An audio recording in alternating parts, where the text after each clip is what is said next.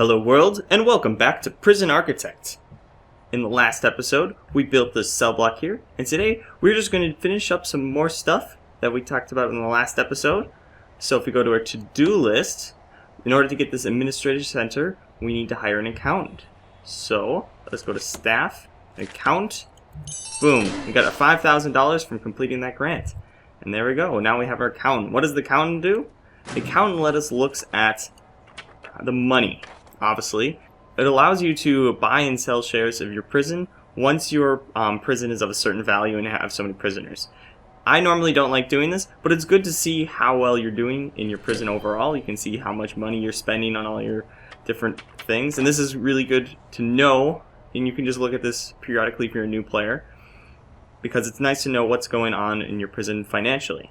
Now today, we're going to cover the basics of prison labor. So in order to get that, we're going to need to go to our bureaucracy and hit prison labor. I'm going to have to wait for that to unlock. So I'm just going to go and fast forward super fast. And we might be getting some prisoners, and that should be alright. Now while we're waiting for prison labor to appear, we can build the facilities for it. So I'm just going to build this brick building here, and I'm just going to make it the same size as our cell block. There we go, place the foundation. Now they're going to build that, and then we'll see you once we finish prison labor. Obviously we need to wire it up, so just going to put this power here. Alright, we're about to unlock prison labor, and there we go. Now that we unlocked prison labor, we got logistics, and this lets us go and see our different rooms on the quality of the cells. And so right now this is an above average cell, and this is clear because it's much bigger, it has nicer accommodations, and you can see exactly what accommodations right here on this list when you hover over it. So this is an average cell, this is an above average cell, this is below average. So prisoners who do bad are going to be in the below average cells, prisoners right when they come in and just normal prisoners, prisoners who don't misbehave, prisoners who really don't misbehave will be in this one. And then prison labor is right here.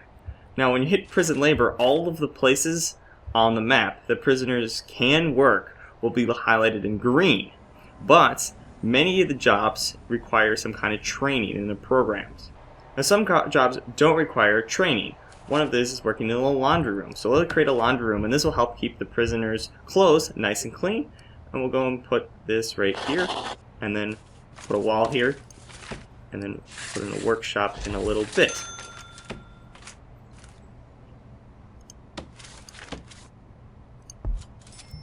Alright, we got the laundry room. Now let's put in the workshop. Now, here's the thing when it comes to, we go back to logistics. Here's the thing. The bigger the room is, the more prisoners can work in there. So if this kitchen was smaller, I wouldn't be able to have 4 prisoners. So if you have a very big room, you can have up to 20 prisoners working in a room. So the bigger this workshop or the biggest this laundry room is, the more prisoners you can have. And in order to allow more prisoners to work here, you right click on it, and that opens up the number of spots. So you can restrict it, so maybe you only want to have 5 people working in your laundry room, even though there's enough room for 13. This helps eliminate prisoners getting hold of contraband. Now, we obviously want room for as many prisoners to work in laundry so that all our prisoners are working, because the more prisoners that are working, the more reformed they'll be, and the more reformed they'll be, the less likely they are to kick off, and the less likely they are to cause problems. Also, working in the workshop, once they go through the workshop safety induction, if they pass that, not only will that count as a class that they passed, which increases how much they've been reformed, which is really good, but it also allows them to be skilled enough to work in the workshop and make you money, which is very good.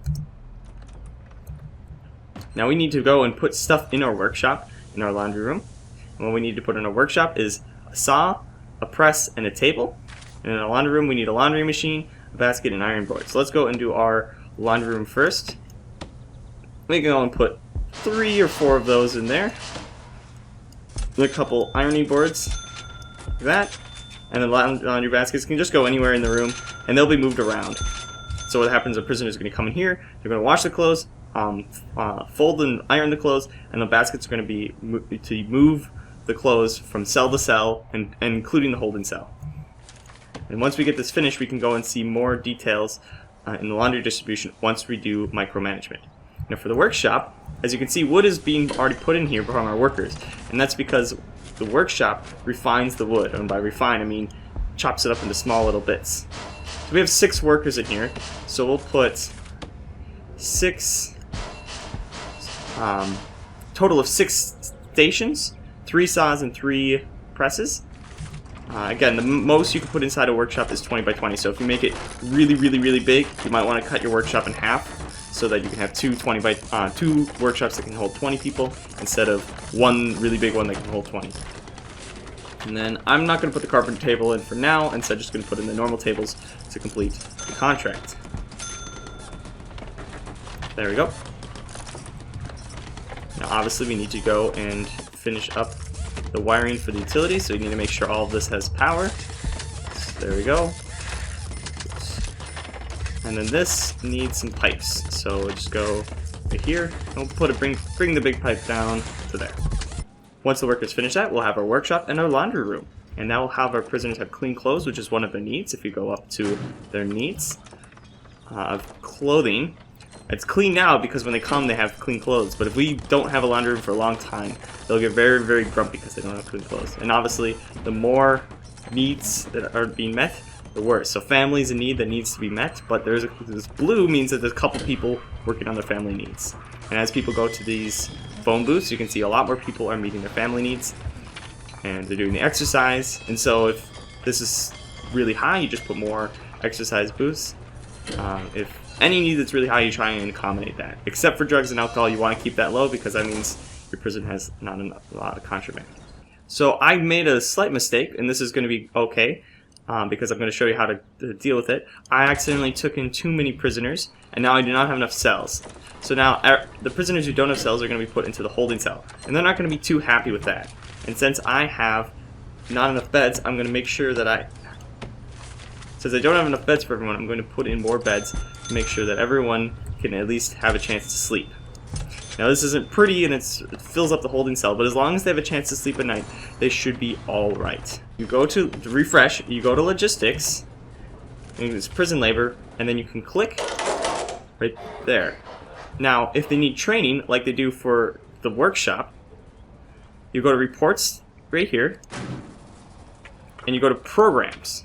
And now this is the programs to train your prisoners. So if you want prisoners to work in the kitchen, you do kitchen safety and hygiene. If you want people to work in the workshop, you do this. Now be warned, these cost money. If you hover over it, it's $100 per session for the workshop safety, and it requires your foreman. So remember the last episode we got our foreman? This is what the foreman does. The foreman is the teacher. Now, what happened here? My entire prison lost power. And what's the reason why? It's because the workshop, all these tables and all of these washing machines drew too much power from this. So we're going to need to go to utilities. We're going to need to put some more capacitors down. I'm just going to put down 3 because I have the money for it, although I don't have a whole lot of money. And once the workers get that installed, we can turn on the generator. There we go. Turn it on. And there we go. And as you can see, we just put on these 3 new tiers of power, and right now we're using more than that, so that's why we overloaded our generator. Now, we may want to take a couple guards and move them in the workshop, because the workshop can be very dangerous. There's a lot of tools. So make sure you have just keep an eye on your prisoners. Another good idea is you can go to objects and metal detector, and you can put metal detectors over doors. So a really great way to stop contraband is put a metal detector right here when stuff comes into your prison and right in front of your workshop. And this way, prisoners, since they will try and go around it. They are smart enough that if you just put a metal detector in the middle of nowhere, like if you put one right here, they'll just walk around it. But if you put it right on the doorway, they have to walk through the doorway to get in, and so they'll be forced to go through it, and so they will be able to get caught. They'll get searched, and if they found that they have something they're not supposed to, they'll get thrown into solitary for a little bit. And this helps reduce the amount of weapons that you have on your prison, weapons and tools in your prison, and the less weapons and tools you have in your prison, the less deadly your prison will be. But they do require power, so make sure you have it powered up. And there we go. So this prisoner was found with a saw. He's now going to get locked down in the cell, and he's going to be locked down for 2 hours. and this is going to increase his, if you look at status effect, he is suppressed.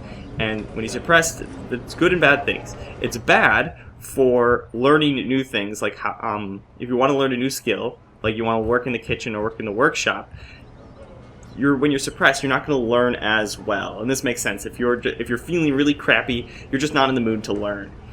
And so you don't want to keep all of your prisoners suppressed, but keep a couple of your prisoners suppressed a little bit some of the time. That'll be good, because if you click on the prisoner and you go to grading, this right here is important. But this is new in Alpha 33.